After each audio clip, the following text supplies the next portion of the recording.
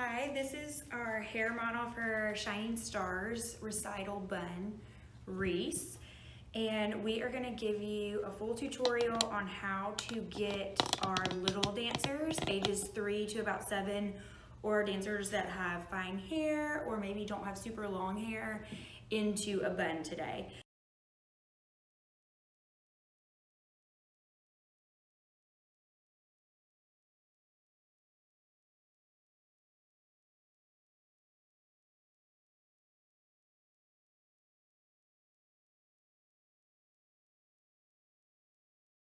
So we want to start by just brushing her hair out just with a regular old hairbrush. And when you do this, you want to make sure that you're brushing it straight back so that there is no part. So when you're brushing it, just pull it straight back so that you can get all the tangles out without having to have that part, whichever way their hair is parted. You want to get rid of that part when you're brushing it out. And then once you're done with that, what I like to do is either start with a damp head or come back with a hair gel. And really you can't go too heavy on this at all. Like the more the better, really. And we're just gonna kind of comb our fingers through as we brush straight back with our fingers, just to get rid of those flyaways for all that fine hair.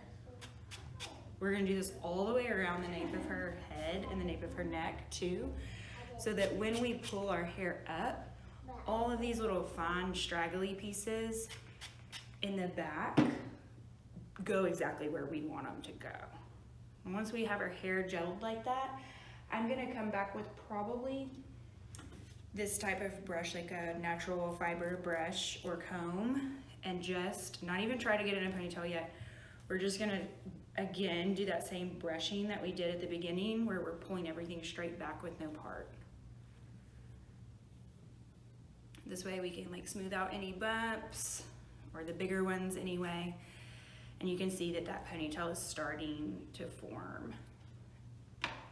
Once I have all that hair, I'm gonna come back with a really fine tooth comb, and I'm gonna start at her ear. Turn your head this way for me. I'm gonna start at her ear, and we don't want the hair to go up. We're just gonna take the hair straight back from her ear. So the hairs are not going in an upward swooping direction. You're not combing upward at all. You're just combing straight back.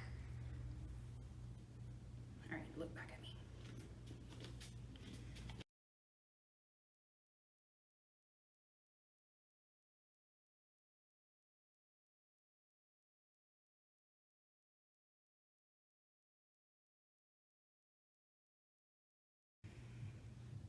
So maybe wait a day or two before recital. Do it with a little bit of a dirty hair.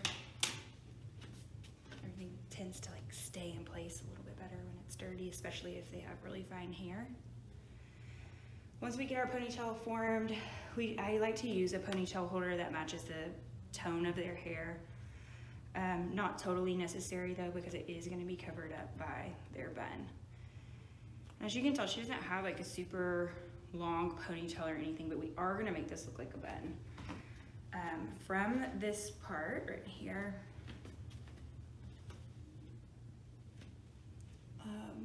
you have two options. You have these little bobby pins, or these are regular size bobby pins. I tend to prefer a larger one that has the grooves in it, but these mini ones are also great if you have a dancer that doesn't have a lot of hair and you just need a little pin. But these bigger ones are a little bit heavier duty. So what we're gonna do is we're just gonna twist the hair around itself. And if this bun is not big, that is okay. We do not need fake hair. We do not need a fake bun. At this age, if this is the hair they have, this is the hair we want them to look like they have on stage. We don't want a bunch of fake hair flying around. It's just something else that could pop off.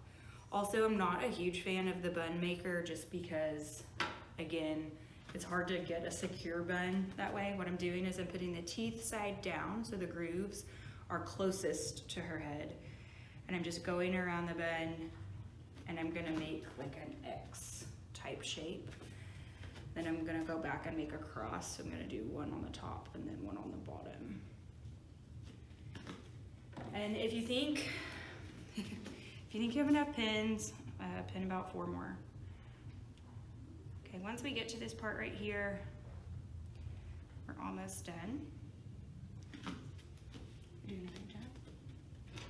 We're gonna probably go back through once we get it in the bun and just comb out anything that you think doesn't look exactly right or is just a little bit bumpy or flyaways. You can just comb those back with your fine tooth comb. And then after that, they do make hair nets in different colors and different shades. But even on a blonde like Reese, this brown is going to, once you stretch it out, it's going to match her hair. So unless they're super blonde, this brown, this light brown color is going to match their hair. And we just spread it out, and however many times you have to loop it around, we just loop it around that many times. If you feel like, oh my gosh, we're getting a little cafeteria lady looking, no one's gonna see that from stage. We would rather have no flyaways because those shadows are going to show on stage. There's the bun. Next, we're gonna spray her hair and use more hairspray than I'm using in this video because we don't want anything to come undone on stage. But I have found, in my experience, the cheaper the hairspray you're using, the better hold you're gonna have. So don't go buy something expensive. This is Suave Max Hold. So I'm not promoting them or anything, but just a cheap maximum hold hairspray. Just pay attention to what kind of hold you're getting. So you don't want like something soft hold or flexible hold.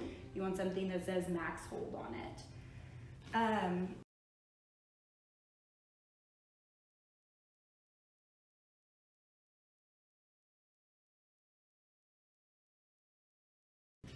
Most of our dancers in Shining Star Showcase do have a hairpiece, and there's different kinds of hairpieces. Sometimes they are a headband.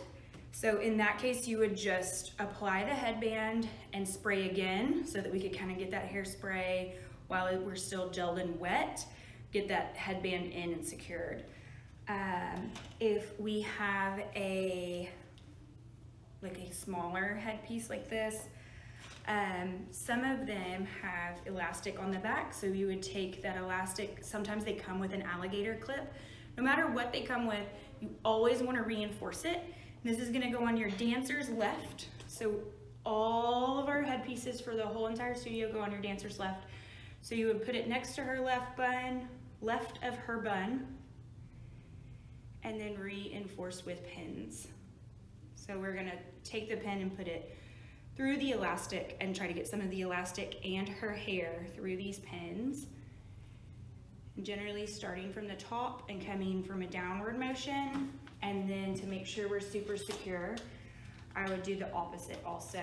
I would start from the bottom of the hairpiece and go up in a top motion. That way we know that it's reinforced. And then again, to finish, I would spray her hair. If your hairpiece is a long applique type hairpiece, I'm gonna show you how to do that one as well.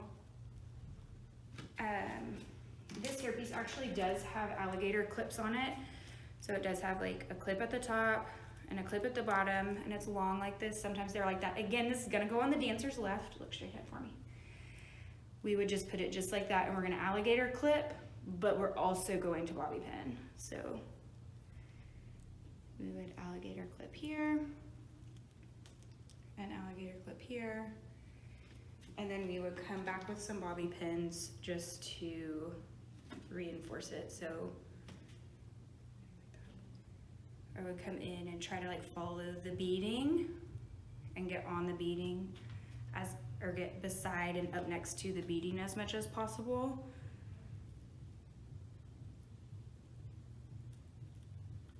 And we would do that on both sides. So that's side one.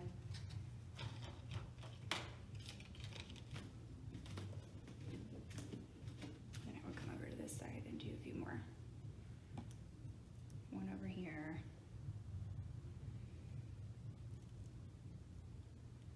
And make sure that you're not just pinning the hairpiece.